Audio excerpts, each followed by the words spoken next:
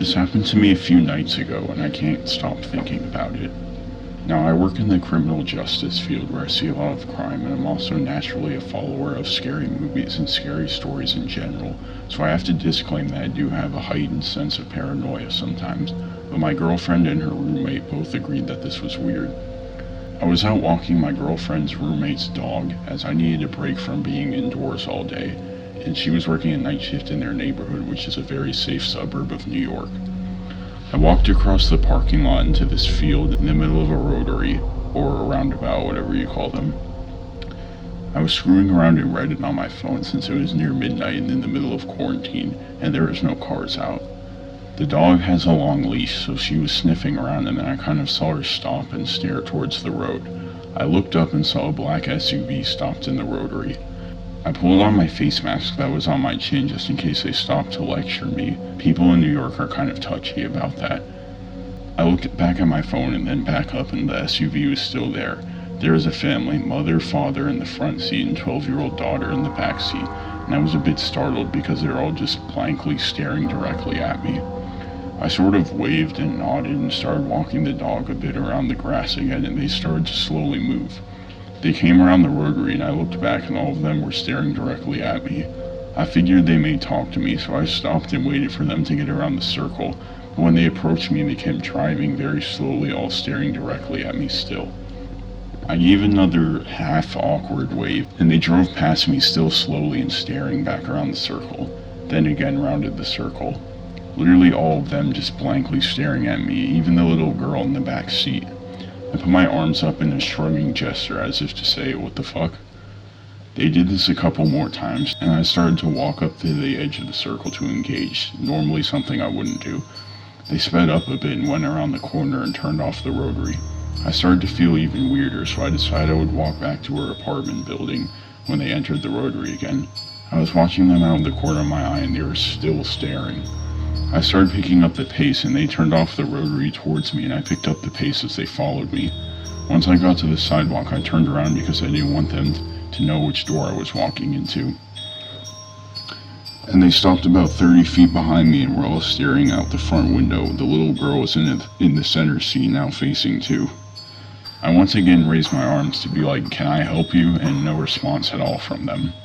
I kind of stood there and took my phone back out and typed their license plate into a note app.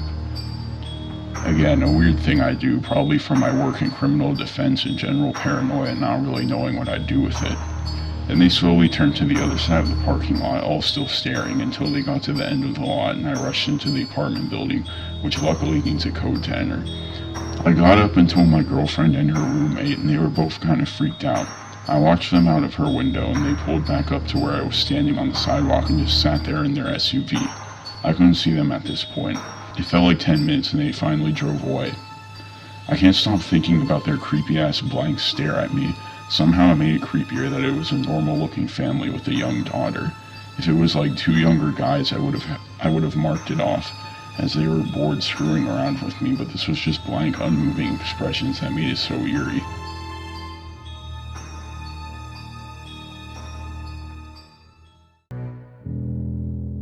I live in a 2-bedroom apartment in a complex that basically has no security guards whatsoever, with one other roommate. We'll call her Emily. It's also important to know that a lot of people will ask Emily if we are twins. We look very similar. She and I both spend almost every night at our boyfriend's house and rarely are home. One night around 8:45 p.m. I was home cleaning before I left to go to my boyfriend's house. I ran to get something from my car and came back into my apartment, locking the door behind me. 5 minutes after, I hear a knock at my door. I am already a paranoid person, so I got a little scared. I knew it wasn't Emily because she would have called to tell me she forgot her key. I tried to ignore it, but then a second knock. These also weren't innocent knocks, they sounded like a cop knock.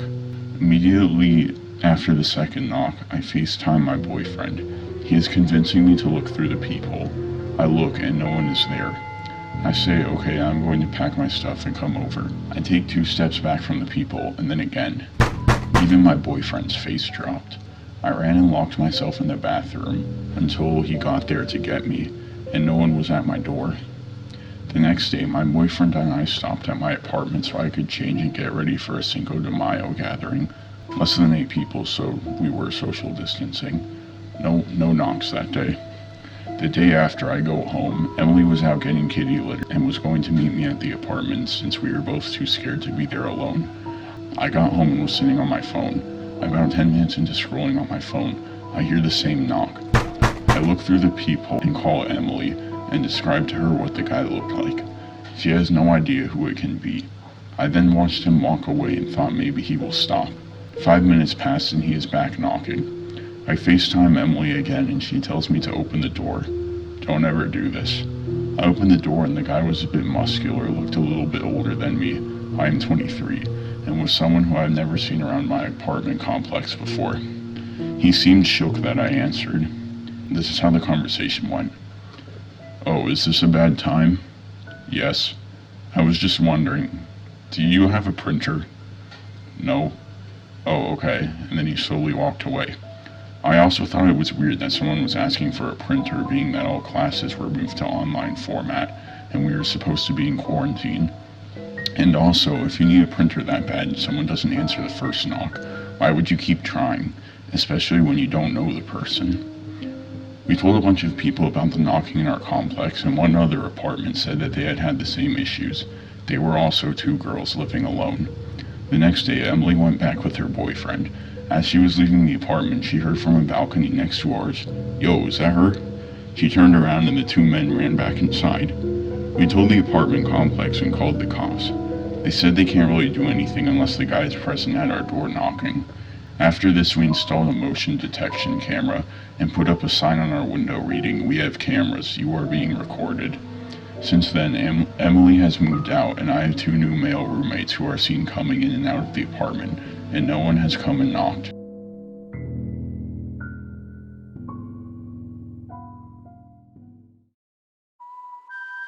So I'm a 23-year-old female. I live in a townhouse with my 2 children, 2 and 6 months old. My fiance did live with us until 2 weeks ago when I caught him trying to fuck other women and I made him move out. That's important to the story. I'm a stay-at-home mom, and when he did live with us, my ex worked evenings. Let me set the scene. We live in a tiny town in northern Pennsylvania. My line of townhouses sits in front of a big field that runs to a line of woods. As far as I'm aware, these woods stretch for at least a few miles, and I'm not aware of any houses in there or any roads that lead through them. My living room has 3 windows that look to the field, and my bedroom on the 2nd floor only has 1 window that faces that way as well. People do tend to walk their dogs back in the fields, and kids sometimes play back there, but I rarely ever see anyone close to my house. For that reason, I tend to leave my blinds and curtains open because I guess I just enjoy the view. So in July of 2019, I was laying in my bed trying to fall asleep. All the lights were off, but I had my window and blinds open since it was super warm. I was looking out the window and I noticed a small red and white light just outside. I got up and looked to realize that the lights were coming from a drone. I ran downstairs to where my fiancé of the time was sitting in the living room and ran to the window. I told him what I saw, but of course when he went to look it was gone. I was paranoid that the drone could have a camera on it and someone was watching me with it. I kept my blinds closed for a while after that. Fast forward to January of this year. I guess I got comfortable and assumed that whoever was flying the drone was a one-time creep. My blinds were open and I had just gotten out of the shower. I was sitting on my bed pretty much naked except for my underwear, scrolling on my phone when out of the corner of my eye I saw lights again out of the dark window. It was that damn drone again. I ran out of the room and waited for a few minutes. I peeked back into my room and it was gone. I quickly shut my blinds and got dressed.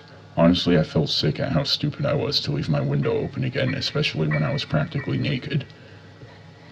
Now for the really disturbing part. My 2-year-old son and I were out in the field 2 weeks ago, 3 days after I kicked out my boyfriend playing ball. I had my 6-month-old strapped to me in a baby carrier. Probably about a half hour after we had been out there, I heard a slight whirring noise coming towards us. I looked up and saw that damn drone flying towards us. I looked around and didn't see anyone. It stopped right over us. I freaked and grabbed my son and dragged him into the house, looking back at the tree line every so often as we went. I knew they had to be hiding in there. I went inside, closed the blinds, and called my mom and told her about the situation. She told me to just keep an eye out. I said I would. My son likes to line his toys up along the windowsill, so I figured it wouldn't hurt to open them up just an inch or so. A little while later, after we ate dinner and it was almost dark, I was feeding my 6-month-old and my son was playing. He was standing over by the window lining up his toys. He started saying, "Dada, Dada."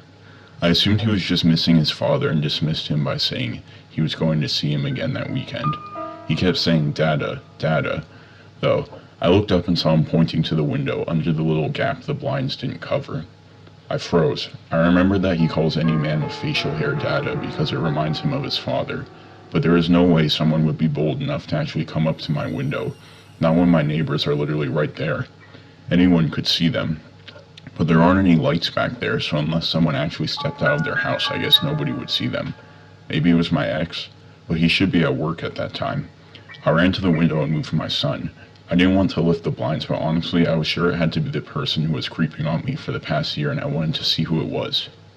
I pushed the blinds up and was looking at a man who I definitely had never seen before crouching in front of me. He was bald with a mustache and goatee. I have no idea how old he was. He could have been anywhere from 30 to 50. When he saw me, he smiled and stood up. I yelled and told him to fuck off and that I was calling the cops. He just stood there, smiling at me like some freak. I was about to close the blinds again when he said something I couldn't hear. I told him to leave again. He said louder this time, "I just want to talk to you." I shook my head no and yelled the same thing to him.